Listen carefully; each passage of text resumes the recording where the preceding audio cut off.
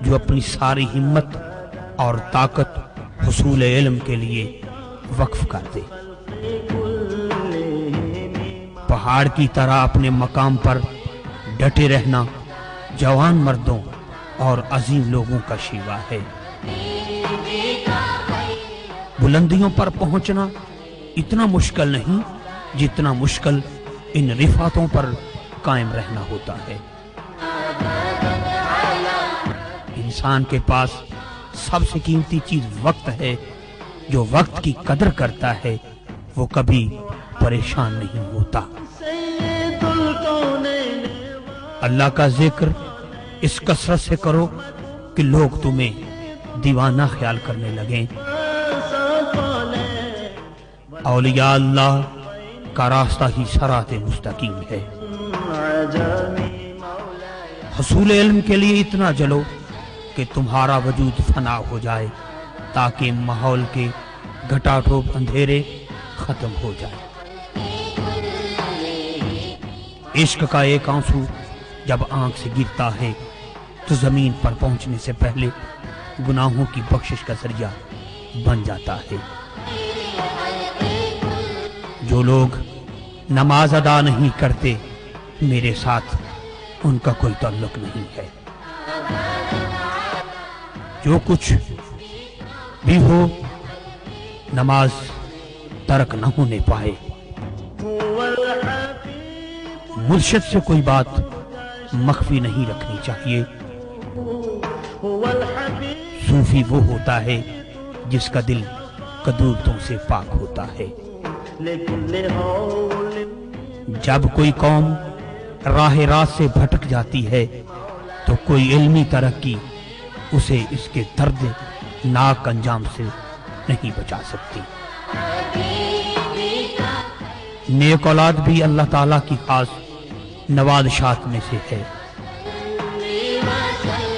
اسلام جس معاشرے کی تکمیل کے لیے کوشاں ہے وہاں گناہ کی کوئی گنجائش نہیں۔ جب مزاج بگڑ جاتا ہے اور فطرت مسخ ہو جاتی ہے تو اس کی حق پذیری کی استعداد بیکار اور مفلوج ہو کر رہ جاتی ہے۔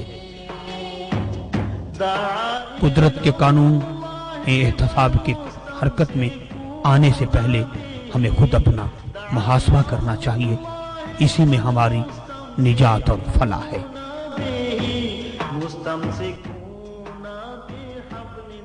بعض تکلیفیں انسان کو خواب غفلت سے چونکا دینے کے لیے ہوتی ہیں۔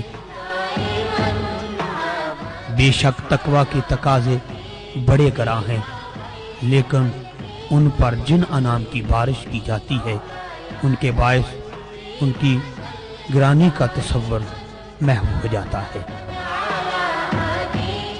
کاش فرزند خلیل اور دختر بطول اپنے مقام بلند سے آگاہ ہو جائے۔ کاش یہ وارفتہ حسن فرنگ اپنی دل آویزیوں اور راہنائیوں کا مشاہدہ کرنے لگے۔ جب تک دل میں شک کا کانٹا چبھا رہتا ہے انسان کو کسی پہلو قرار نہیں آتا، اور جب یقین کا اجالا ہو جاتا ہے تو سارے اضطراب اور بے چینیاں دور ہو جاتی ہیں۔ اسلام تو یہ ہے کہ انسان عقیدہ توحید پر بھی غبار نہ آنے دے اور شان رسالت معاب صلی اللہ علیہ وسلم سے بھی آنکھیں بند نہ کرے۔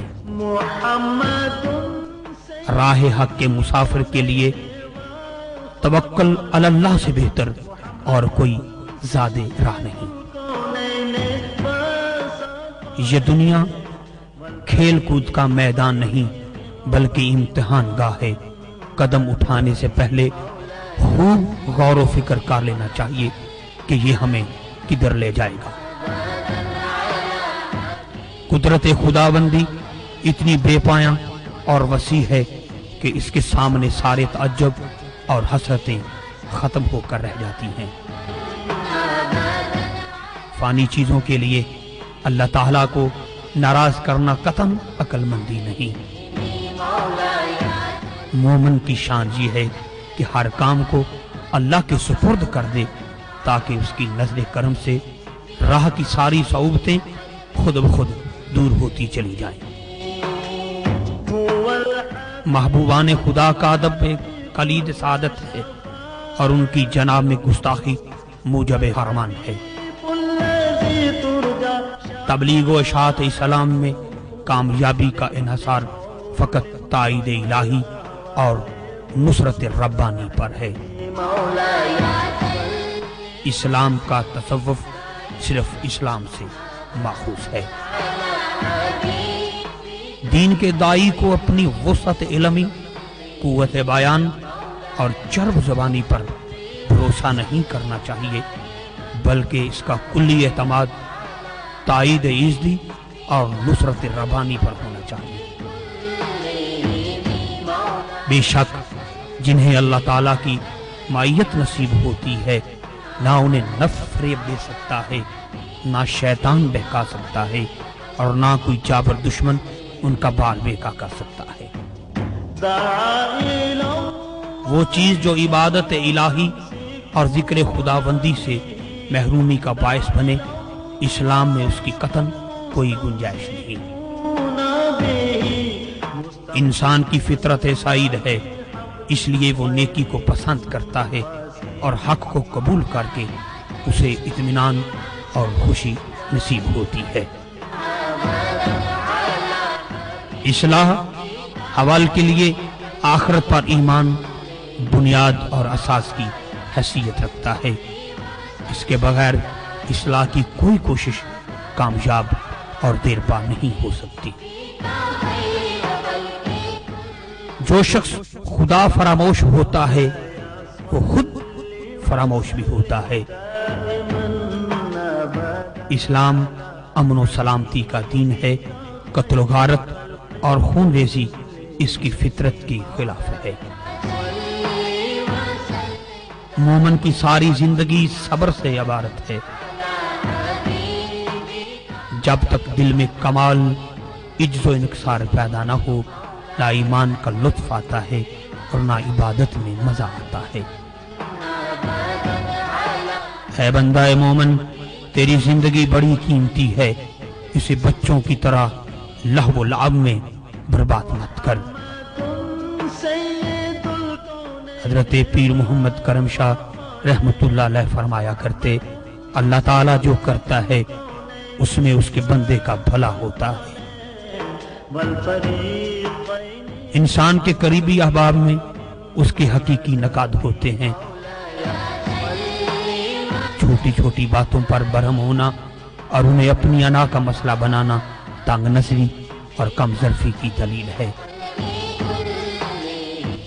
اللہ تعالیٰ کے بندے صرف اپنے دلوں کو ہی نہیں، اپنی جیبوں کو بھی دولت سے پاک رکھتے ہیں۔ میرے خیال میں ایک اچھی کتاب کو 3 بار پڑھنا زیادہ مفید ہے بنسبت 3 کتابوں کے پڑھنے کے۔ زندگی کا سفر خلوص کی شمع کی روشنی میں طے کریں۔